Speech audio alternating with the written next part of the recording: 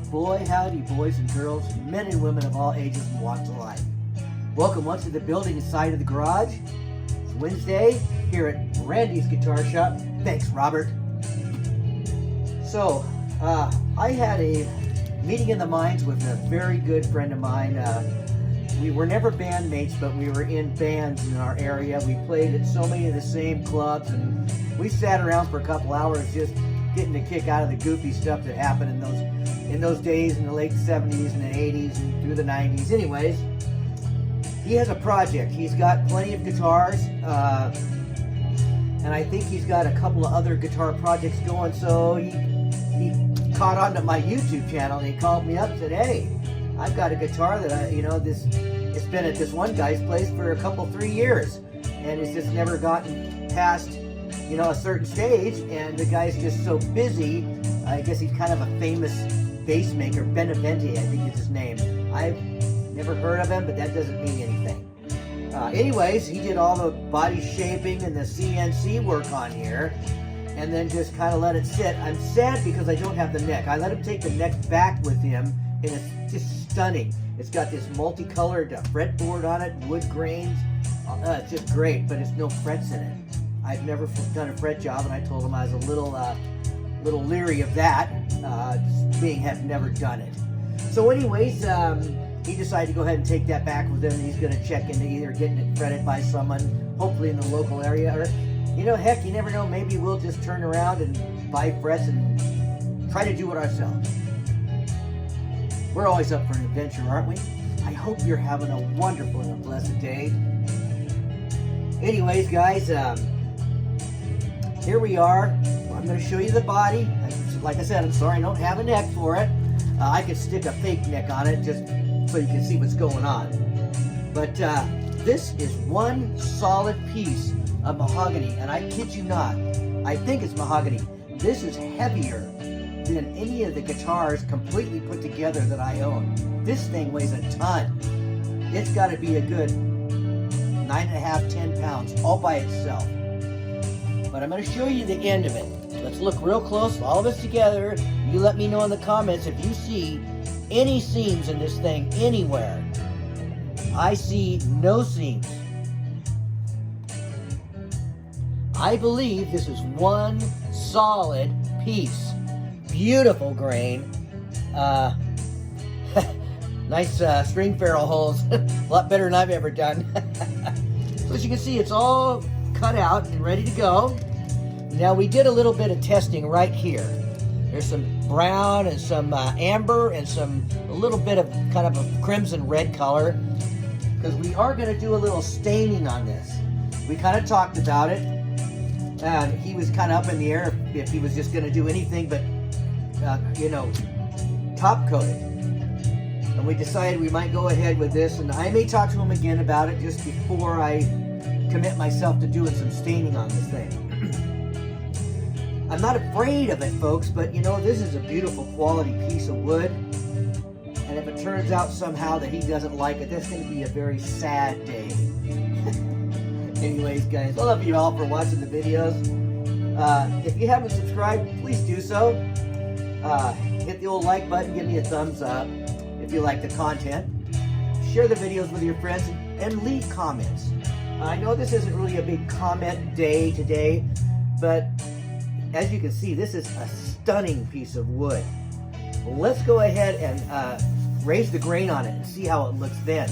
This is just straight alcohol. I'm not going to use water on it, just alcohol. It dries faster.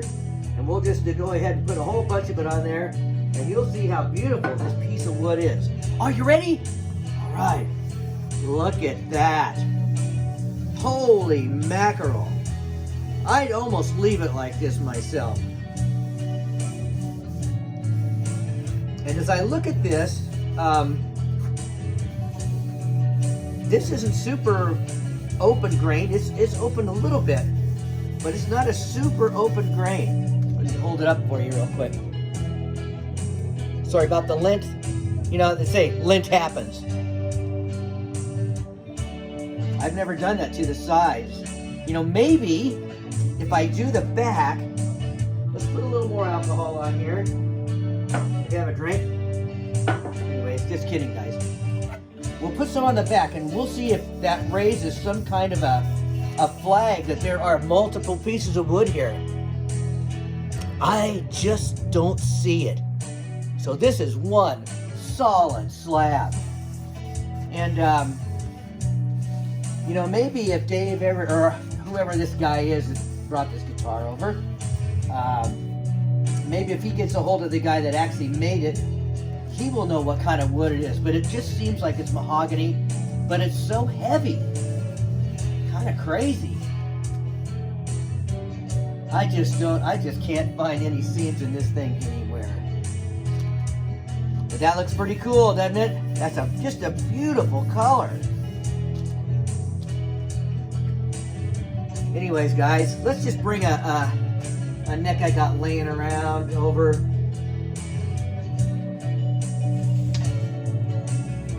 And this is just one of my kit necks. This is not a neck for it. But, you know, we'd like to see or figure out, oh, that's not going to fit in there. And we're not going to fool around it. Anyways, guys, let's take another quick look at this up here. And just, any comments? Any, on these three colors?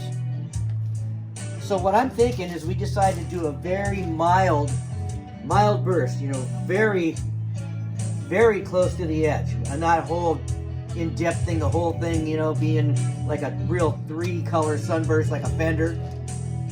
Because he really wants a lot of this wood to show.